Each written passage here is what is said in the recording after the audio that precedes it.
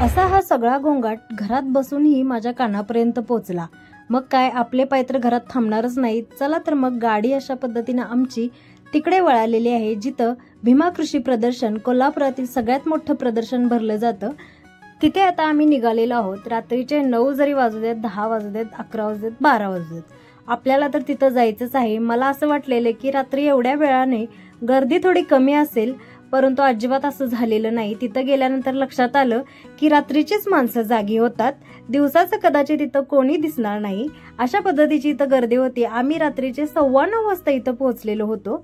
तर इथं गर्दी तुम्ही पाहू शकता, अगदी मोठ्यांपासून छोटी छोटी जी मुलं होती। आता हा आमचा कृष्णाचा आहे, ज्याला किती उत्सुकता आहे जाण्याची। सोबतच इथं बाकीची ही लहान मुलं आहेत, ती उत्साहाने इथं आलेली होती। आणि गर्दी पाहिल्यानंतर लक्षात आलंच असेल की शहरामध्ये रात्रीची माणसं जास्त जागी असतात, दिवसाची जरा झोपलेलीच असतात। अशा पद्धतीने इथं आम्ही पोहोचलेलो आहे, जिथे हे कृषी प्रदर्शन भरलेलं आहे। इथे आता सगळीकडे झगमगाट अशा पद्धतीचं दिसत आहे। सगळीकडे असे मोठे टेंट लावलेले आहेत, त्याच्यामध्ये छोटे छोटे असे दुकानं टाकलेली आहेत, म्हणजे थोडक्यात स्टॉल लावलेले आहेत। आता कृषी प्रदर्शन आहे म्हणून इथं जास्त करून शेती संबंधित जास्त वस्तू भेटणार। सोबतच महिलांसाठी ज्या, आता इथं तुम्ही पाहिलंच आहे, मसाल्यांपासून सुरुवात झालेली आहे। जो पहिला स्टॉल मी इथं शूट केलेला आहे तो मसाल्यांचा होता। सोबतच ज्या घरात उपयोगी वस्तू लागतात महिलांसाठी जास्त करून, आता हे बायकांसाठी जास्त आकर्षणाचा विषय असतो, काय आहे ते पाहायचं असतं सगळ्यांना। आणि ज्यांना खरंच खरेदी करायची असते, काहीतरी महत्त्वाच्या वस्तू घ्यायच्या असतात शेती संबंधीच्या, तेही इथं आलेले असतात भरपूर प्रमाणात। इतकं मोठं प्रदर्शन हे भरतं की आजूबाजूचे भरपूर गावातील लोकही इथं पाहायला येतात, खरेदी करायला येतात। एकही वस्तू इथं भेटणार नाही असं नाही, शेती संबंधित पासून घरातील मसाल्यांपर्यंत ज्या काही सगळ्या वस्तू आहेत त्या इथं भेटतील तुम्हाला। अशा पद्धतीचा आता इथं लुक आहे, तुम्हाला दाखवत आहे। तर व्हिडिओ खूप मोठा आहे, म्हणजे मी तरी पण असं पळवत शूटिंग केलेलं आहे, जास्त काही इथं स्लो केलेलं नाही। म्हणजेच की जास्त जर इथं सगळा व्ह्यू घेत बसले असते तर आणखी किती मोठा व्हिडिओ झाला असता। भरपूर असा हा मोठा व्हिडिओ तरी पण झालेला आहे। मी स्पीड वाढवलेला आहे व्हिडिओचं, तरीही आता इथं ट्रॅक्टर सुद्धा आहेत। कृषी प्रदर्शन म्हणलं की पहिल्यांदा तर ट्रॅक्टरच येतो। अशा पद्धतीने आता कृष्णाचाही ट्रॅक्टरवरती बसून फोटो काढलेले आहेत आणि खूप छान वाटले। अशा प्रदर्शनांमध्ये भेट दिल्यानंतरच लक्षात येतं की अशा काही वस्तू असतात ज्या आपल्याला माहितीही नाहीत, म्हणजे आपण ज्या पाहिलेल्याही नसतात, ज्याचा उपयोग काय आहे तेही माहीत नसतं। अशा वस्तूही पाहायला भेटतात आणि किती कुतूहल वाटतं की ह्या वस्तू काय आहेत आणि याचा काय वापर केला जातो। अशाच पद्धतीचं काहीतरी इथं वातावरण पहिल्यांदा तर निर्माण झालं माझ्यासाठी तरी। म्हणजे ह्या एवढ्या मोठ्या मोठ्या वस्तू होत्या काही की ज्या काय वापर ह्याचा असतो हेही माहीत नव्हतं। घरातील खाण्याच्या वस्तूपासून अगदी शेतीतील वापरण्याच्या वस्तूपर्यंत इथं सगळं काही भेटत होतं। आता तुम्ही पाहिलंच आहे, धान्यही इथं भेटत होतं वेगवेगळ्या प्रकारचं, म्हणजे तांदळाचे वेगळे प्रकार, शाळू, गहू, ह्या सगळ्याचे जे वेगवेगळे प्रकार होते ते सगळं इथं भेटत होतं।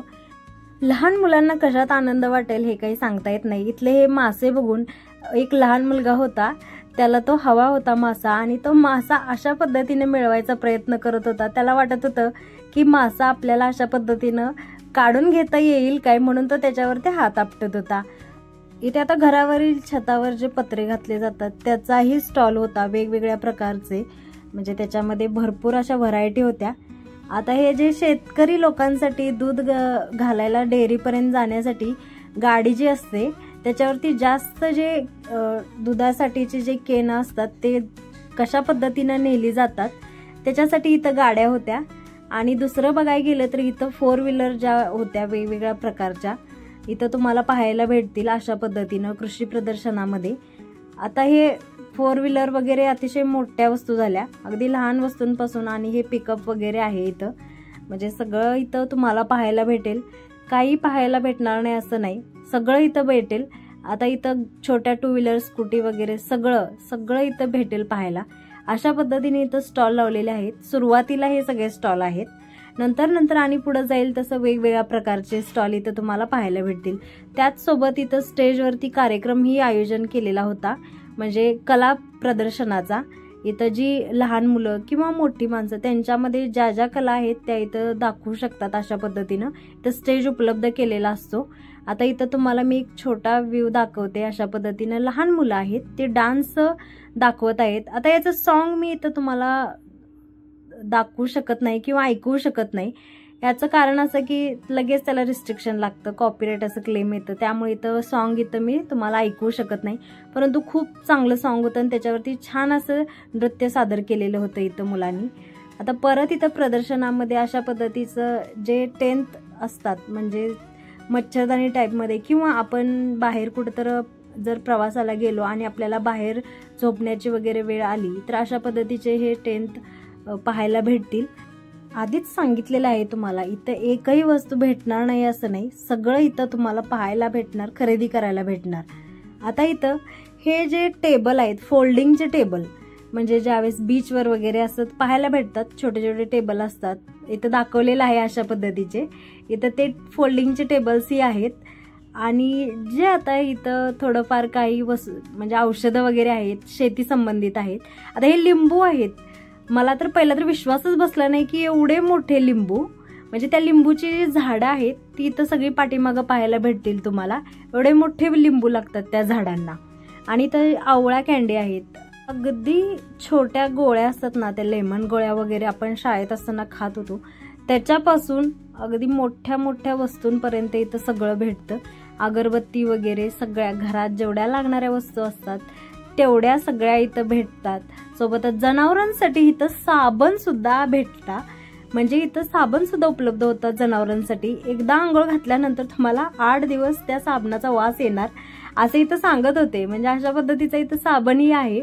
आता जे चॉपर आहे ते तुम्ही पाहिलंच आहे. सगळ्या प्रकारच्या भाज्या त्याच्यामध्ये चॉप करता येतात. माझ्याकडे तसलं चॉपर आहे घरात. आणि इथं जे आपल्या बॉबिन्स वगैरे, म्हणजे काय म्हणतात आपण, फ्राईज असतात ना, त्याचाही मोठा स्टॉल होता. आणि इथं ज्युसर, म्हणजे ज्यूस काढण्यासाठीचं मशीन होतं, सोबतच डब्यातून तेल काढण्यासाठीचाही पंप होता. आणि सगळ्यांच्या आवडीचा विषय हा आहे की मंचुरियन. इथं तर याच्यातील 2 मसाल्याचे पॅकेट मी विकत घेतलेले आहेत, म्हणजे नेहमीच जिथंही भेटतात तिथं कायमच विकत घेत असते.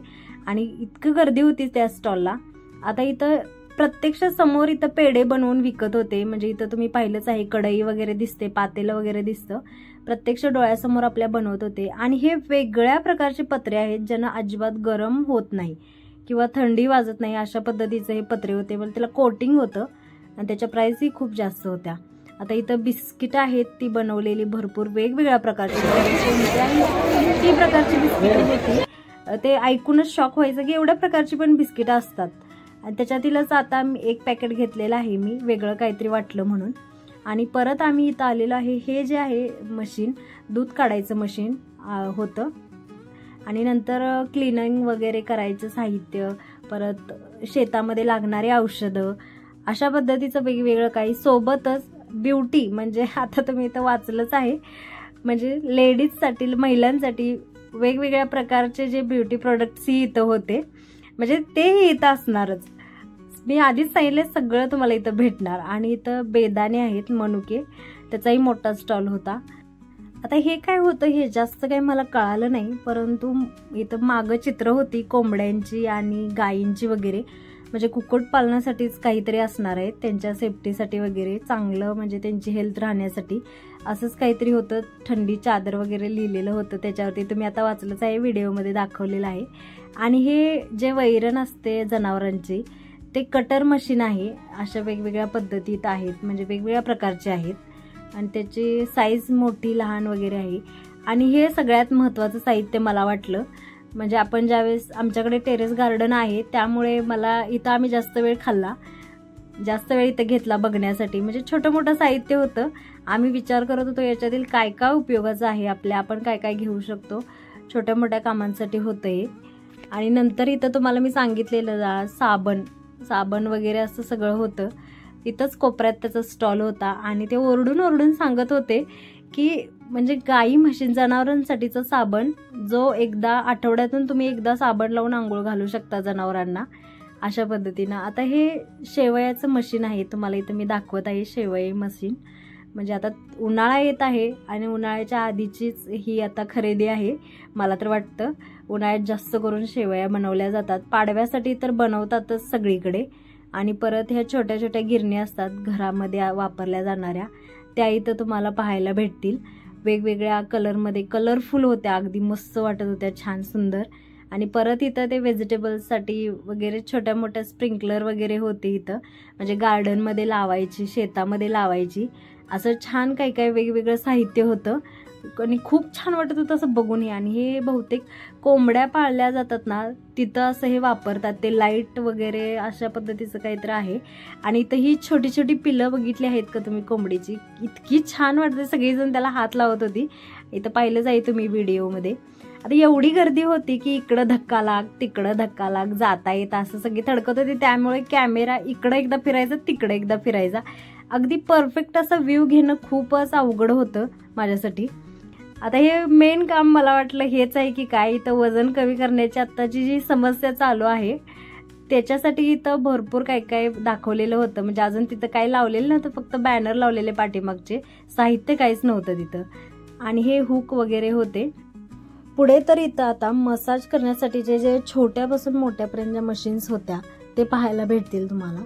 म्हणजेच की अगदी चेहऱ्याला मसाज करण्यापासून, म्हणजे हाताच्या बॉडीला कोणत्या, म्हणजे हाताला वगैरे मसाज करण्यासाठी हे बॉल्स वगैरे होते, म्हणजे हाताचे व्यायाम बोटांचे वगैरे होण्यासाठी सगळ्या प्रकारच्या छोट्या छोट्या अशा मशीन्स ही होत्या. आणि परत पुढे गेल्यानंतर त्यालाच लागून असा स्टॉल होता जिथं चपाती मेकर म्हणजे रोटी मेकर होता, अगदी भाजून अशा चपात्या याच्यामधून बाहेर पडत होत्या आणि मस्त सुंदर चपात्या होत्या त्या. आणि परत इथं अशा पद्धतीचे आयुर्वेदिक वगैरे काही काही भरपूर असे प्रोडक्ट होते, बिस्किटं वगैरे, हे कायमच आपण कोणत्याही छोट्या मोठ्या प्रदर्शनामध्ये बघतो. आता हे वेगवेगळ्या प्रकारचे पेरू होते. आणि इथं ही सगळी लोखंडाची भांडी होती, खूप छान वाटली मला. परंतु याच्यातील भरपूर भांडी अशी मी ऑलरेडी घेतलेली आहेत, खरेदी केलेली आहेत. आमच्या इथं महाद्वार रोडला सगळ्या भरपूर सारी त्यामुळे परत इथं काही मी घेत बसलेले नाही. आणि हे प्रोडक्ट तर माहीतच आहे, तिथं आपल्याला दिसतं, पण घरी आल्यानंतर ते वापरायचं कसं कळतच नाही. मी आणून ठेवलेलं आहे, किती वर्ष झाली, अजून तर त्याला अजिबात वापरलेलं नाही. आणि हे वेगवेगळ्या प्रकारचे सोप होते जे घरी बनवलेले होते असं त्यांनी म्हणत होत्या, म्हणजे ज्या विकणाऱ्या होत्या त्या. आणि हे महत्त्वाचा स्टॉल म्हणजे असा की याच्यावरती अशा बायका, एवढी गर्दी होती की अशा पालत्या पडलेल्या, अजिबात एकमेकीला पुढे जाऊन देत नव्हत्या. बघितलंच आहे तुम्ही, इतकी गर्दी होती. आणि त्याच्यातनं मी मध्येच असा हात पुढं काढून कॅमेराने इथं शूट केलेलं आहे, त्यामुळे काही वेगळं म्हणजे व्यवस्थित दिसत नाही, तरी पण शूट केलेलं आहे मी, एवढी गर्दी होती त्या स्टॉलला. परत या कुर्ता वगैरे होता कॉटनमध्ये वगैरे, छान होते कुर्ते, कलरही अगदी लाईट होते. आणि अशा पद्धतीनं ज्या चटण्या असतात वेगवेगळ्या आपण घरी बनवतोच त्या चटण्यांचे स्टॉल होते. आणि हे लेडीज कुर्ता कलेक्शन होतं, हे छान कुर्तीज होत्या अगदी. म्हणजे ते म्हणत होते सेल, म्हणजे सेल लावलाय त्यांनी, परंतु खूप सुंदर होते, म्हणजे डिझाईन वगैरे त्याच्यामध्ये. आणि इथं अशा पद्धतीनं परत घरात ज्या छोट्या मोठ्या वस्तू लागतात, किती वस्तू लागतात घरात, अशा पद्धतीचे चाकू वगैरे सेफ्टी असलेले, म्हणजे याच्यावरती कवर वगैरे असलेले, खूप सुंदर होते. आणि सगळं काही पाहायला भेटणार नाही, किती वस्तू आपल्याला लागत असतात घरात. कधी कधी प्रश्नच पडतो, इतक्या छोट्या छोट्या वस्तूंपासून मोठ्या वस्तूंपर्यंत आपल्याला सगळं लागत असतं घरात. आणि हे आदिवासी हेअर ऑइल लईच व्हायरल झालेलं, तेही इथं स्टॉल लावलेला होता. आणि हा एक फिक्स स्टॉल असतो, नेहमीच असतो अशा पद्धतीच्या लोणच्यांचा, आणि खूप छान टेस्टी लागतात ही लोणची. आणि परत इथं फरसाणा, म्हणजे जे आपले बेकरी प्रोडक्ट्स असतात, फरसाणा पापडी वगैरे, त्याचा होता स्टॉल. बिस्किटांचा, इथं हा चपलांचाही स्टॉल होता. तर सगळ्या प्रकारचे एवढे स्टॉल लावलेले होते की इतकं मला सगळं व्यवस्थित शूट करता आलं नाही. आणि हे केक आहे ना, आकर्षणाचा विषय झाला, इतके सुंदर याचा रंग दिसत होता, खूप छान टेस्टही लागत होती. ते म्हणजे टेस्ट करायलाही देत होते तिथं खायला, अगदीच छान वाटत होते. आणि ह्या काचेच्या वस्तू अगदीच मनमोहक होत्या, म्हणजे खूप सुंदर वाटत होत्या. आणि मगाशीच तुम्हाला मी म्हणलेलं की इथं ज्या आपल्या लेमन गोळ्यांपासून मोठ्या सगळ्या वस्तूंपर्यंत सगळं भेटलेलं आहे.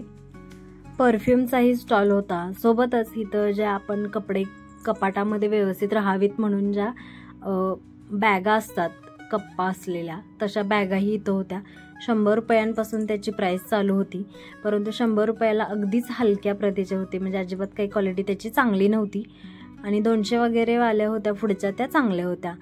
आणि इथं जे पराठे टाईपमध्ये हे विकत होते तयार, अगदी नुसतं फक्त गरम करायचं आणि खायचं अशा पद्धतीचं होतं इथं. परत हा माझा सगळ्यात फेवरेट स्टॉल राहिला. ह्याच्यावरती मी खरेदीही केली, म्हणजे पर्स घेतलेल्या आहेत 2 आणि त्या मला खूप आवडल्या. इतकं मी लांबून बघत होते, म्हणजे काय लटकवलेलं आहे ते वरती, एकदम ते जे अडकवलेलं होतं की नाही वरती त्यांनी, ते लांबून असं वेगळं काहीतरी दिसायचं, आकर्षण वाटायचं. सगळेजण जास्त करून फोकस तिकडं होता सगळ्यांचा. अशा पद्धतीनं मग माझाही फोकस तिकडंच गेला. ह्या सगळ्या हँडमेड वस्तू होत्या, म्हणजे त्यांनी स्वतः हातानं बनवलेल्या असं त्यांचं मत होतं. मला तर प्रश्नच पडला की एवढ्या बारकावीनं ह्यांनी कसं हे विणल्या असतील ह्या वस्तू सगळ्या. म्हणजे हा पर्स वगैरे सगळ्या शिलाई मशीनवरती शिवलेल्या आहेत, परंतु ज्या वरती अडकवलेल्या वस्तू होत्या ना, ते लॅम्प वगैरे, ते सगळं हाताने विणलेलं होतं त्यांनी. आता हे मी पर्स बघून घेत होते, मला ही खरेदी करायची होती म्हणून मी नंतर त्यांना विचारलं ही मी व्यवस्थित टिकतील का, तर ते म्हणल्या हो टिकणार. अशा पद्धतीनं हे लहान मुलांचे जे खुळखुळे वगैरे होते इतके सुंदर वाटत होते. याला घुंगरू होते, त्याचा वेगळाच आवाज येत होता त्या घुंगरांचा, अतिशय सुंदर वाटत होता त्या घुंगरांचा आवाज. आणि फणी वगैरे, म्हणजे केस आपल्याला कंगवा असतो तो, इथं लाकडी कंगवा होता. घरात डेकोरेशनच्या ज्या वस्तू असतात छोट्या मोठ्या, त्या सगळ्या इथं होत्या. आता हा स्टॉल झाल्यानंतर इथं सगळीकडे धूर निघत होता.